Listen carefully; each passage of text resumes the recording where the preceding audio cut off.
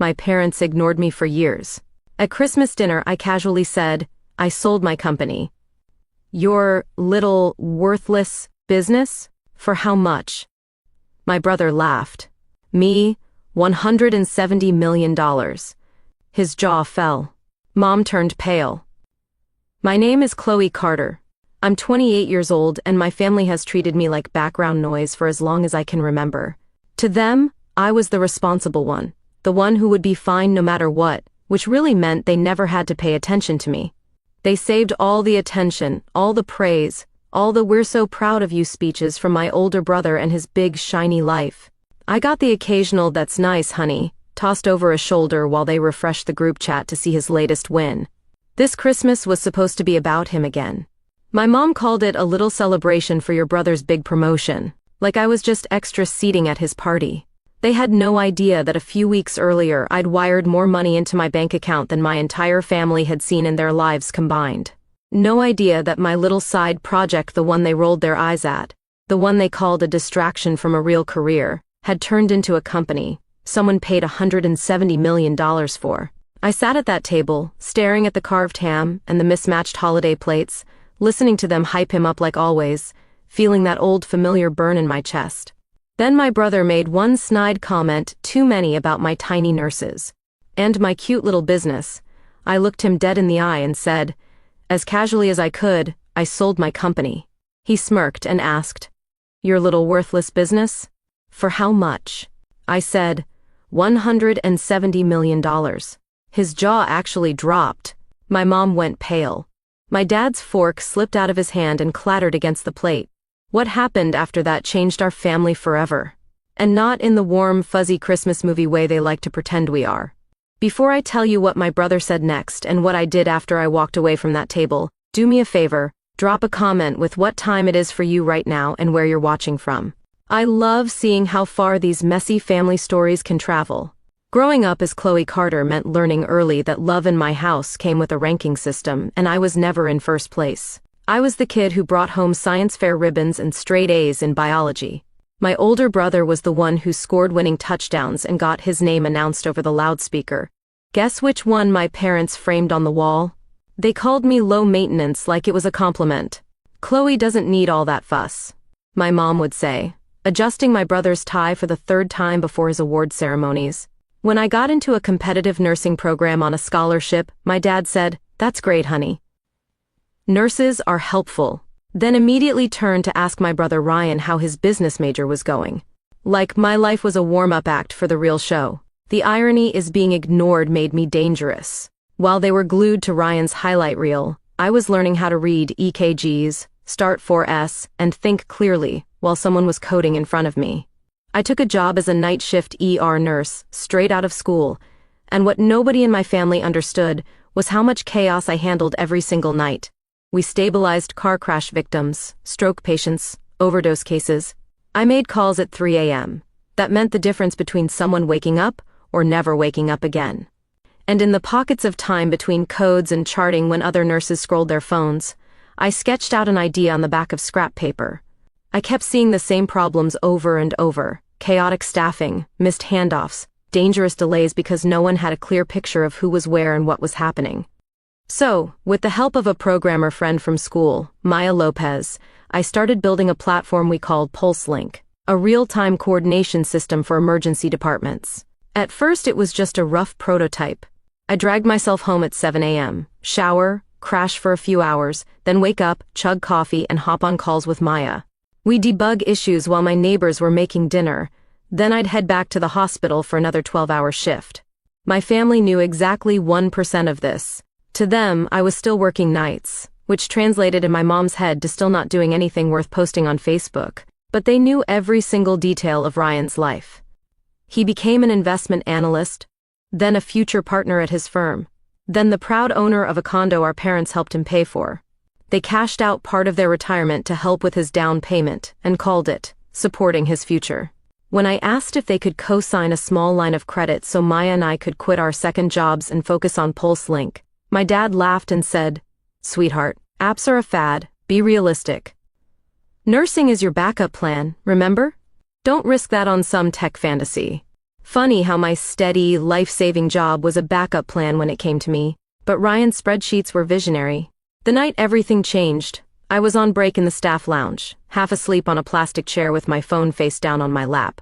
When I finally checked it, I had 3 missed calls from an unknown number and 1 from Maya, plus a text in all caps. "Answer your phone. We got it." I stepped into the supply closet, heart pounding, and called her back. She was crying and laughing at the same time. The hospital board we'd been pitching to for months had finally agreed to roll out PulseLink as a pilot, and a medical software company we'd been talking to in San Francisco wanted to acquire us outright. The number they mentioned made my knees buckle. It didn't feel real. I finished my shift in a daze, then spent the next week juggling contract calls, NDAs, and lawyers in between triaging patients.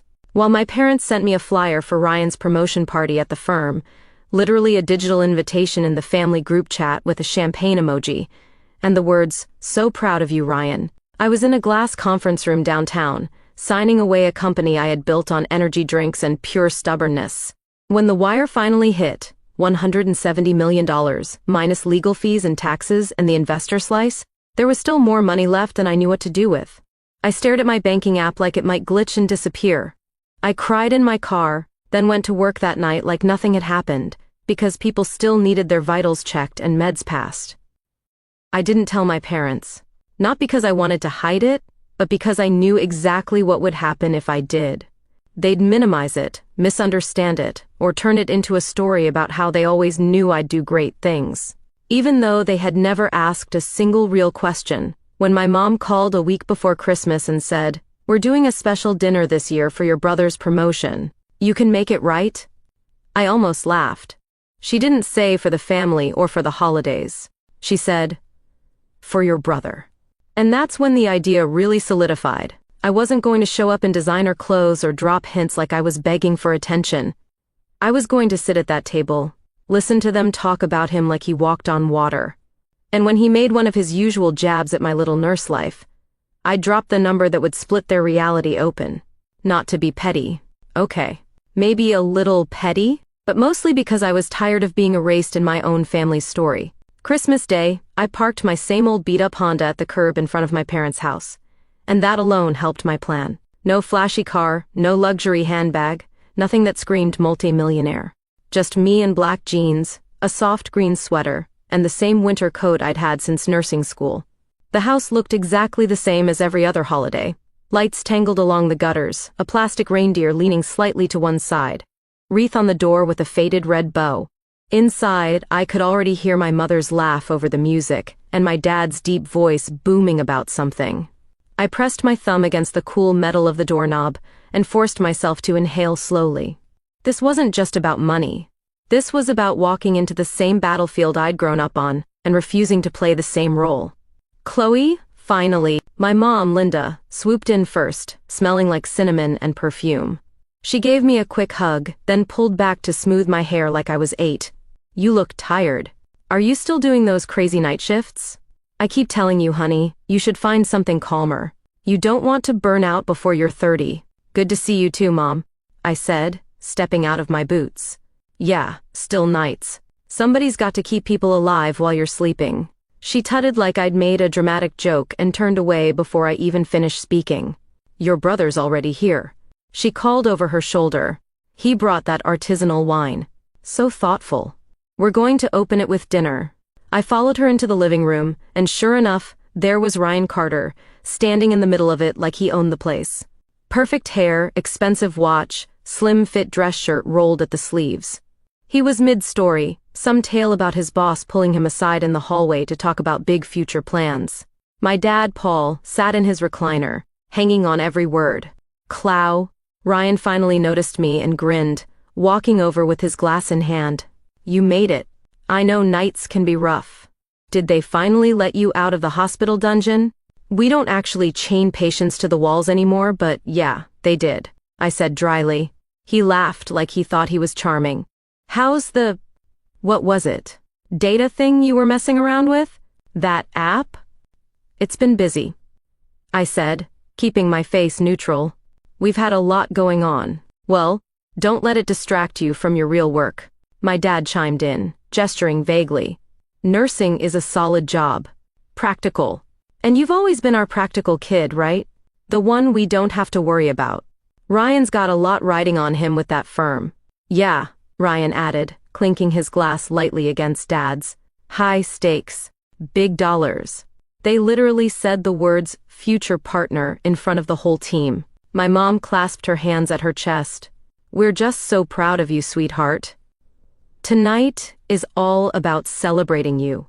I stood there, invisible, the way I'd been my entire life. There it was again. We don't have to worry about you. It sounded nice, but what it really meant was, we don't think about you. I moved into the kitchen to help, not because I felt like it, but because it gave my hands something to do other than shake. As I chopped vegetables and stirred sauces, the familiar rhythm of holiday cooking worked like a metronome to calm me. My phone buzzed in my pocket. A text from Maya. Maya, you okay? Maya. Remember, they don't decide your value. You do. I smiled despite myself and typed back. Showtime soon.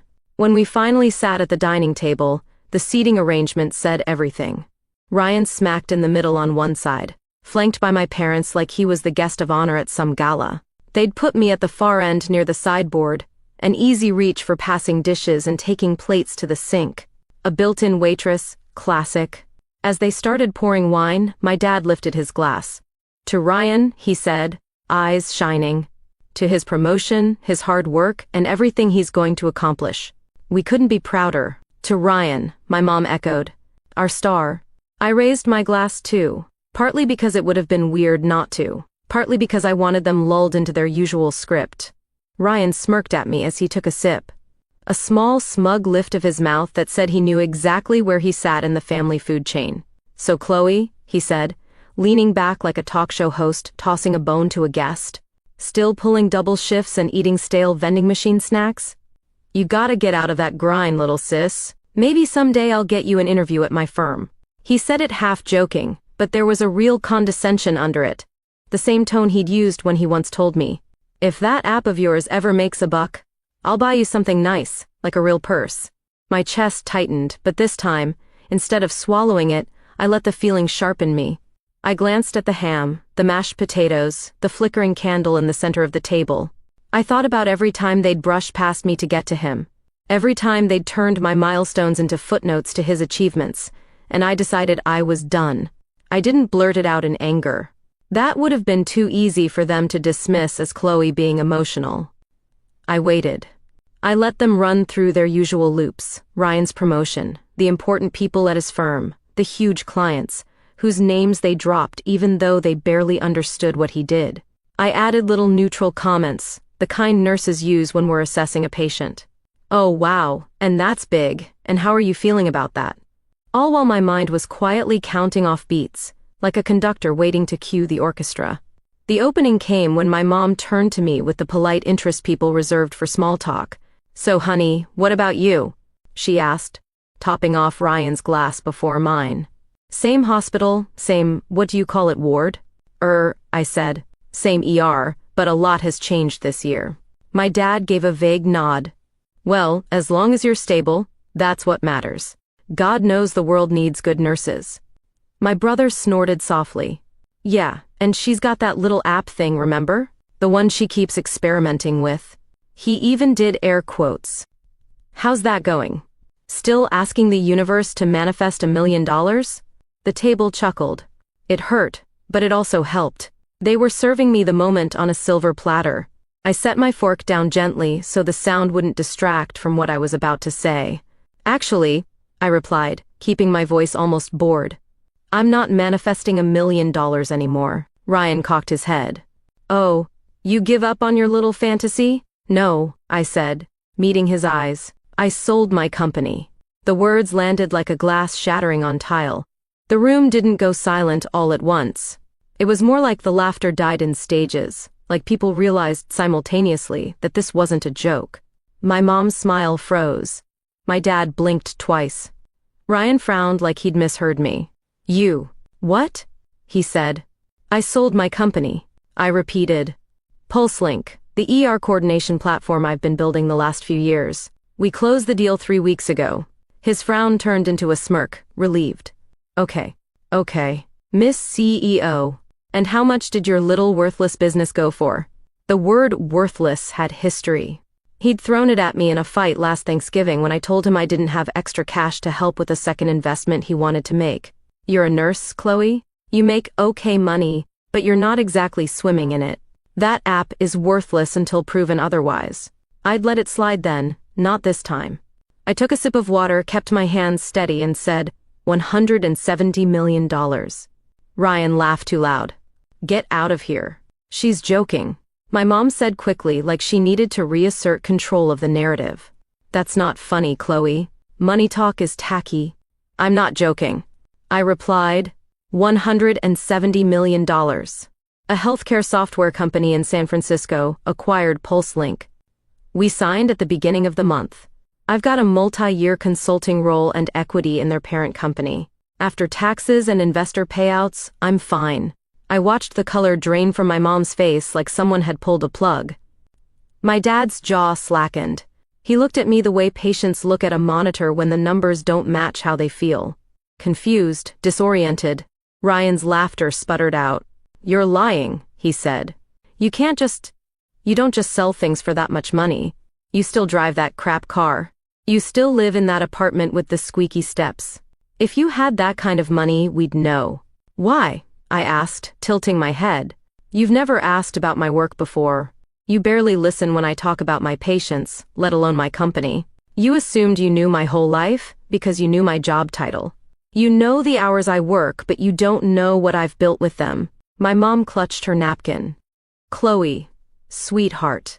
If this is some kind of joke to ruin your brother's celebration, I'm not trying to ruin anything. I cut in, my patience thinning. I'm sharing my news at a family dinner. That's what this is, right? Family? My dad cleared his throat, grasping for something solid. If this is true, he said slowly. Why didn't you tell us? Why wouldn't you come to us first? That one actually made me laugh. A short, bitter sound. Come to you first. Like when I asked you to co-sign a tiny line of credit, and you told me to be realistic?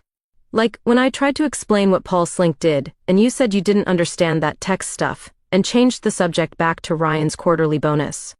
The room went still. Ryan's eyes flicked between my parents and me, something like panic starting to flicker in them. He was used to being the main character here. Suddenly, he wasn't. Okay, he said, forcing a chuckle. Let's say this is real. Show us. Show me your account. Show me. Something. He sounded almost frantic. Normally, I'd hate the idea of pulling out my phone and proving my worth with numbers, but in this moment, I knew exactly what I was doing.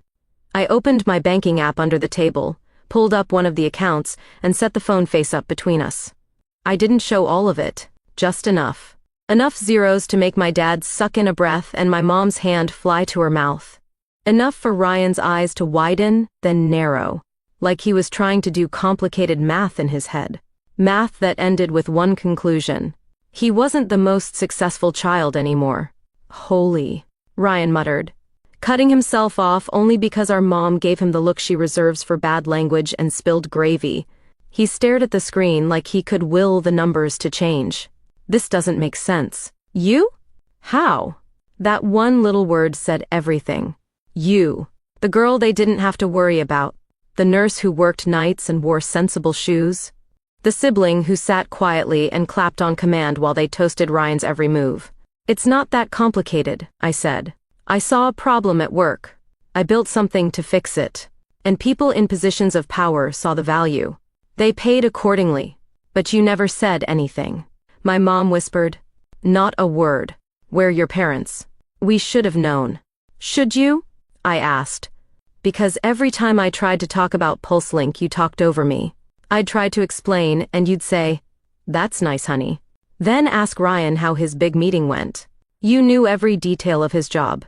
But you can't even tell me the name of the hospital where I work without thinking for a second. My dad bristled. Now hold on. We've supported you.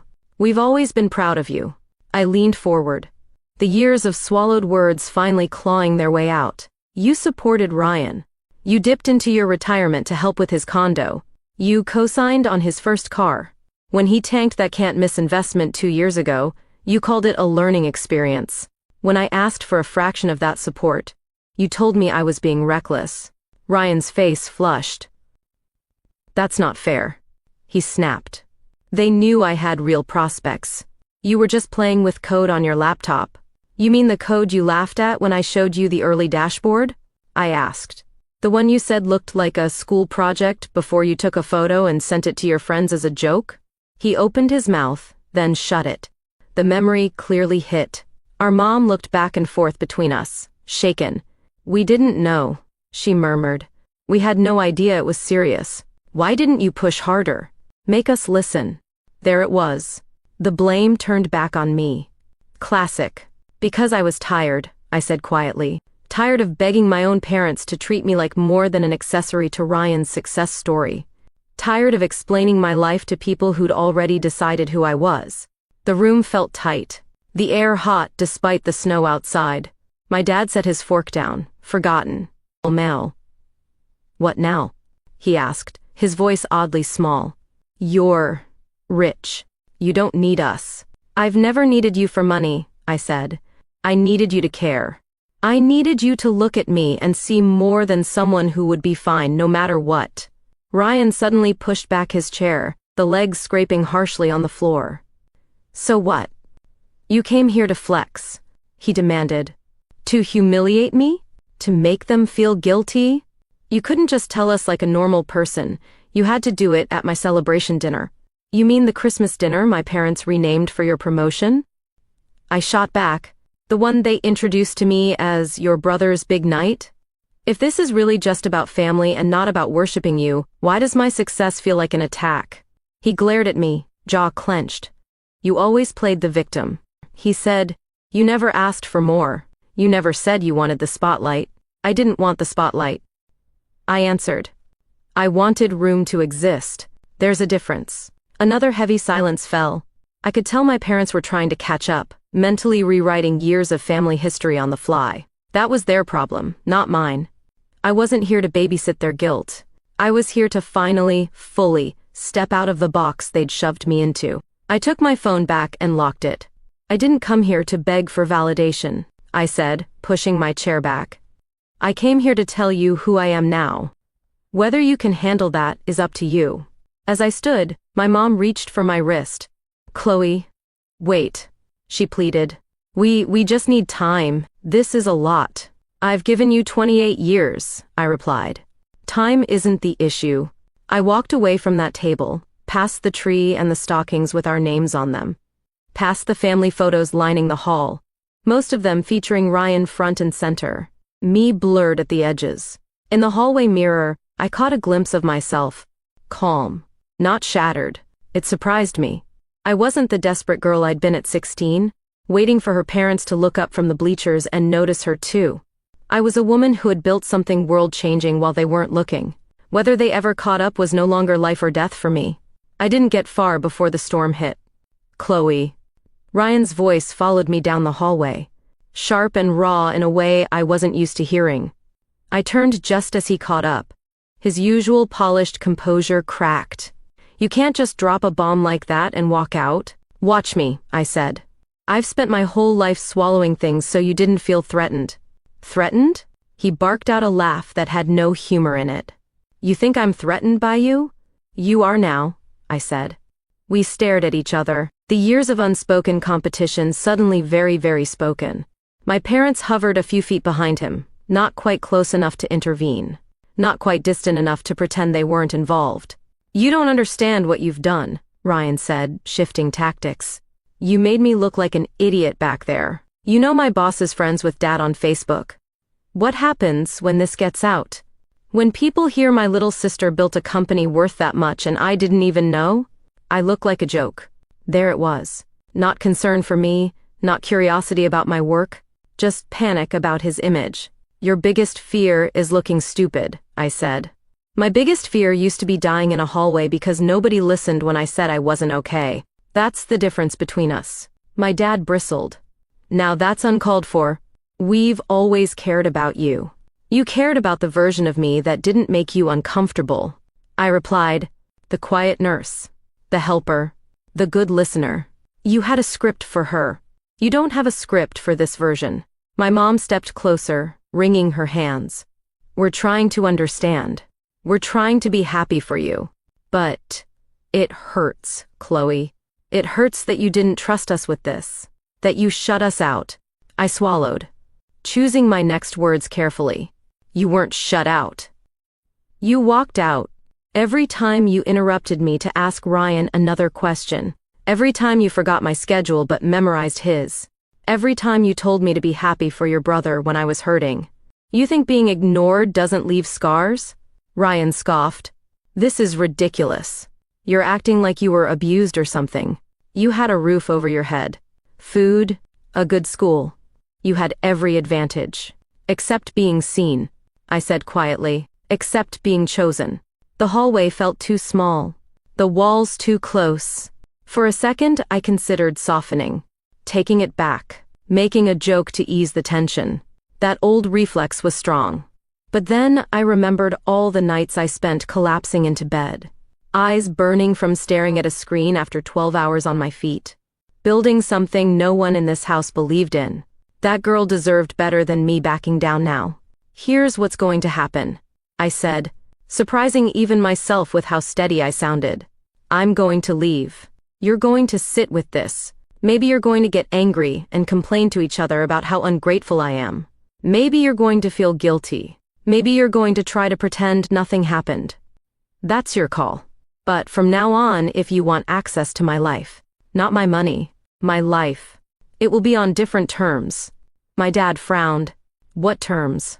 You stop comparing me to Ryan, I said. You stop treating my accomplishments like accidents. You stop asking me for favors you would never expect from him.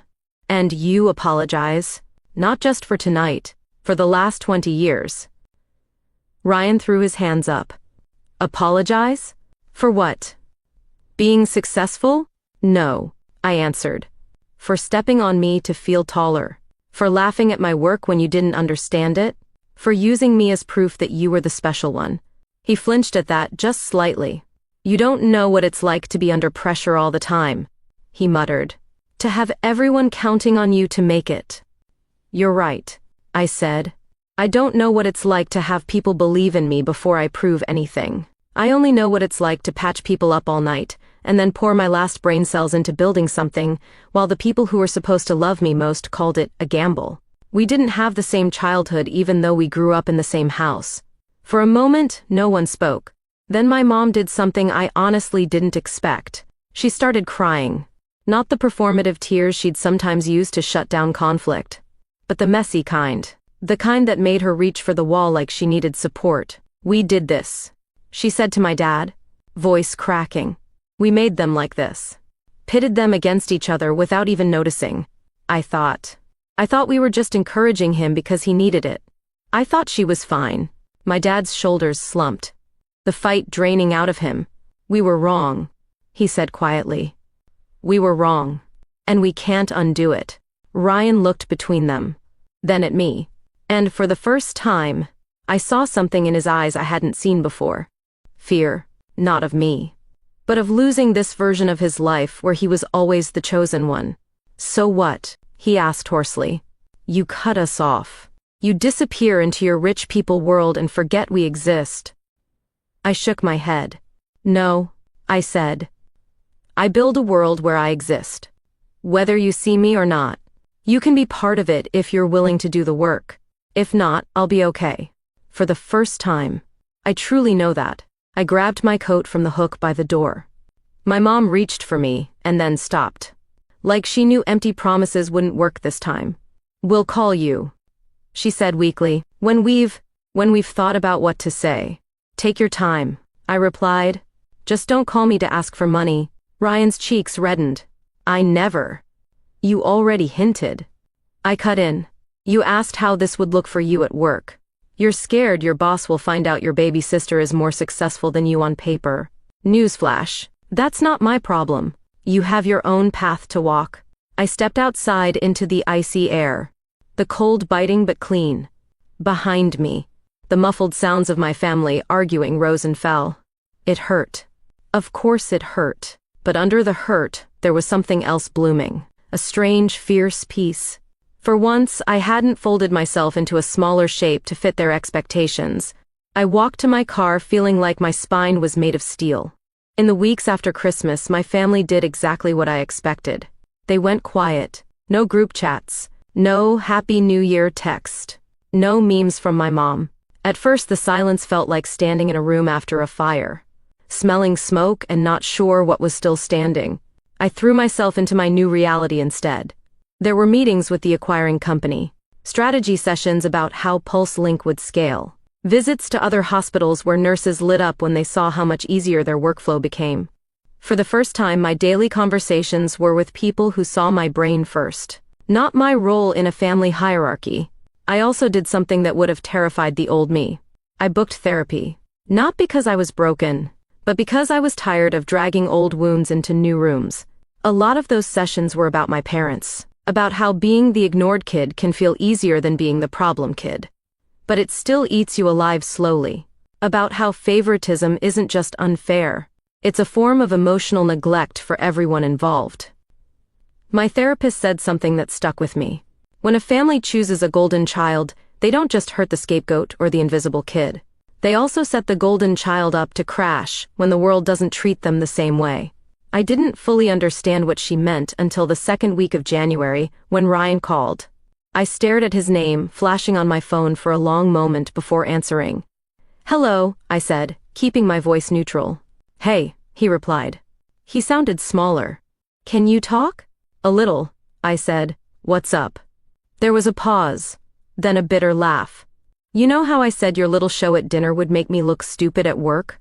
"I remember," I said. "You were very concerned about that." "Yeah, well," he said, "turns out I did a pretty good job of that all by myself." He explained haltingly that he'd been riding high on his promotion, the one my parents had basically thrown a holiday in honor of, and had gotten sloppy. He'd used client names in a bar where he shouldn't have. He'd sent an email with the wrong attachment. He'd made a few bad calls trying to impress a senior partner. Nothing illegal, but enough to make the higher-ups nervous. "They said I've gotten distracted," he finished, "that my performance isn't matching my attitude. They're reevaluating my trajectory." "I'm sorry," I said, and I meant it. Not because I felt guilty, I didn't, but because watching someone's identity crumble is painful, even when that identity was built on a shaky foundation. "Why are you telling me this?" "Because," he said, exhaling hard. "For the first time, I get it. A tiny bit, anyway. What it feels like when your whole worth is tied to what people think you will become instead of who you actually are. And when that starts to slip, you don't know who you are without it." I sat down on my couch, the weight of his words settling around me. "You could have figured that out without trampling me," I said gently. "But I'm glad you're seeing it now. Mom keeps saying we should apologize." He blurted. "Dad says he doesn't know where to start. They're messed up about this, Clow. About you. About them. About everything." "They don't need a perfect speech," I said. "They just need to tell the truth, even if it's ugly." A week later they did. My parents invited me to meet at a cafe halfway between my place and theirs. They showed up looking 10 years older than I remembered, not from my success, but from finally seeing their own patterns. My mom cried again, but this time she didn't try to make it the whole story. My dad admitted, eyes wet, that he'd been scared of me surpassing him in ways he didn't understand. So it was easier to joke about Ryan's career. They both said the words I hadn't let myself hope for. "We are sorry. We were wrong. We can't undo the years we made you feel like backup. We want to do better, if you'll let us." I didn't melt into their arms. I didn't fix it with one hug. I told them honestly, I appreciate this. I also need time. I don't trust words yet. I need to see what you do. And then I set boundaries. I told them I wasn't their retirement plan. I told them I wouldn't be bailing Ryan out of any bad investments or paying off their house just because I could. I told them if they talked down my nursing career or treated my work like a fluke again, I would leave.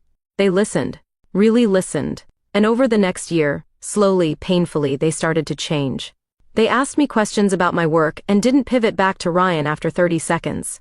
They respected when I said I was tired from a shift and couldn't talk. They started catching themselves when they slipped into old patterns. My mom would stop mid-sentence and say, "I'm doing it again, aren't I?" and then correct herself. As for Ryan, he didn't get fired, but his path at the firm leveled out. No more fast track. No more constant praise. He hated it at first. Then he started to separate who he was from what he did. He apologized to me, really apologized, not with excuses or joking deflections. And one day, months after that Christmas, he asked me something that surprised me more than anything else in this whole story. "Do you think," he said, "you'd ever let me intern or work at something you build? Not as your brother? Just as some guy starting over?" I thought about it for a long second. "Maybe," I said. "If you're okay with starting at the bottom and being taught by people who aren't impressed by your last name." He laughed, but there was humility in it this time. "Fair. Here's what I learned from all of this, and what I'd want anyone watching to take away. Family favoritism isn't just unfair. It's a slow kind of harm. It tells one kid they're never enough, and another that they're only enough when they're shining. It makes the ignored child doubt their worth, and the golden child terrified of falling. Standing up for yourself in that system isn't selfish. It's survival. Setting boundaries with your parents isn't disrespectful. Sometimes it's the only way to break a pattern that would otherwise pass down to the next generation, and your value does not start when your family finally sees it. It has been there the whole time. My parents ignoring me for years didn't erase my worth. It just delayed the moment they had to face it. Our team at Revenge Red is dedicated to crafting meaningful, emotionally rich stories that resonate with real-life struggles. We promise that these are fictional stories, created purely to share valuable lessons and positive educational messages with our viewers. This script highlights the educational value of self-worth, emotional boundaries, and the long-term impact of family favoritism. It encourages viewers to reflect on mental health, healthy communication, and the importance of recognizing every person's potential. Through this story, we hope people learn to build more respectful, understanding, and supportive relationships in their own lives. Do subscribe daily Reddit readings for new stories.